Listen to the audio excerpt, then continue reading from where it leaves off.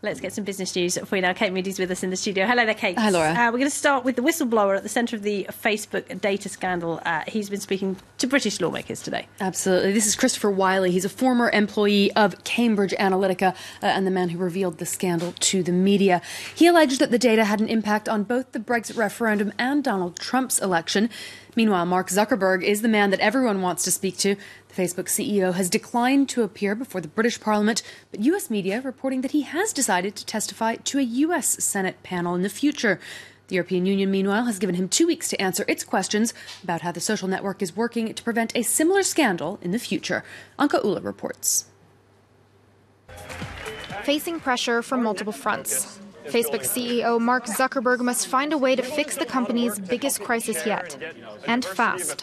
On Tuesday, British lawmakers said it was astonishing that Zuckerberg had refused their request to appear before a parliamentary committee investigating the Cambridge Analytica data leak scandal. We believe, given the serious nature of the allegations that have been made around the access and use of Facebook user data, that it is appropriate that Mark Zuckerberg should give evidence to the committee. Zuckerberg had offered to send one of his deputies instead, an offer the committee urged him to rethink. Meanwhile, the potential impact of the data breach is expanding. On top of Donald Trump's election campaign in the United States, the whistleblower at the heart of the scandal told British lawmakers Facebook user data was also likely used by the official campaign backing Britain's exit from the EU. You've got Aggregate IQ, which received 40% of Vote Leave's funding. I would strongly recommend to the committee is that they actually, not only push the authorities here, but really give them, the support that they need in order to actually investigate this company and what they were doing in Brexit. Christopher Wiley says the British company Cambridge Analytica and the Canadian company Aggregate IQ used Facebook's user data to influence elections. Both companies have denied this. Facebook insists it wasn't aware the data taken from its site were being used by Cambridge Analytica and has apologized to users for the breach. The company is under investigation by US and EU regulators, who are looking into its privacy practices. Let's check in on the day's trading action now. After its best session in 3 years, Wall Street has lost ground very sharply in the last hour or so. The Dow Jones shedding 250 points. The Nasdaq dropping behind, plunging nearly 2 1/3% this hour. The S&P down as well. Facebook shares are trading down nearly 5%. They've lost over $60 billion in value in less than 2 weeks. The major European indices, meanwhile, had a strong close. The FTSE 100 and DAX each up more than 1.5%. The British drug maker GlaxoSmithKline was among the big gainers. Its shares rose nearly 5% as it bought Swiss partner Novartis out of their joint venture for $13 billion. The European Union has 4 weeks until its temporary exemption from U.S. tariffs on steel and aluminum imports expires. The Trump administration has asked a number of allies to give it better trading terms in order to win permanent exemptions. On Monday, South Korea became the first to do so. But EU member states are reportedly at odds over how far they're willing to go.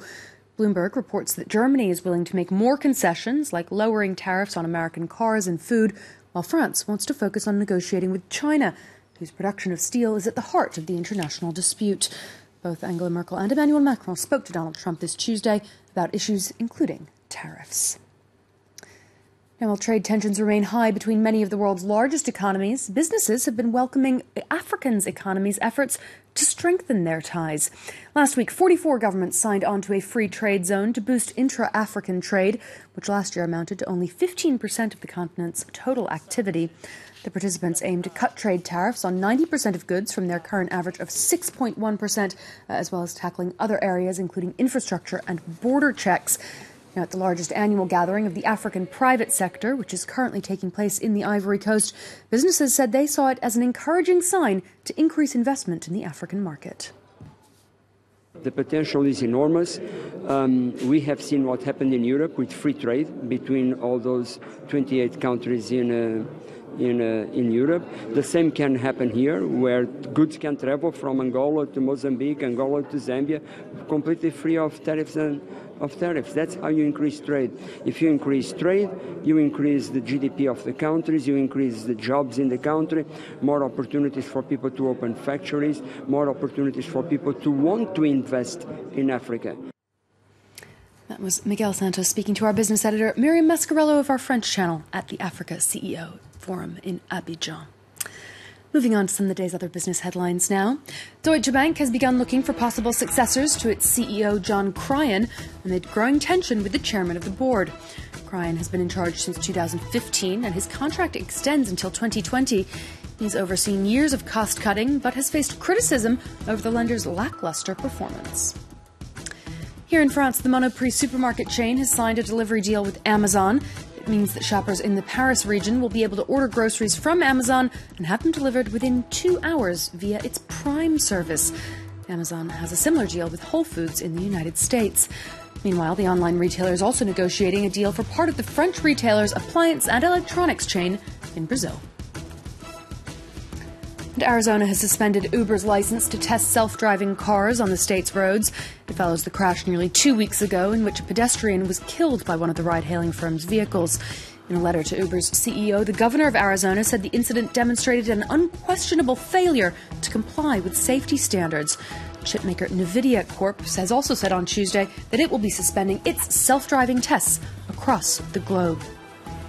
Of course, that fatal accident a couple weeks ago raising a lot of questions about the validity and safety of autonomous technology in general, not just for Uber. Well, absolutely. Still a long way to go, I think, before cars will be driving themselves around. All right, Kate, thank you very much indeed. Kate Moody there with the business.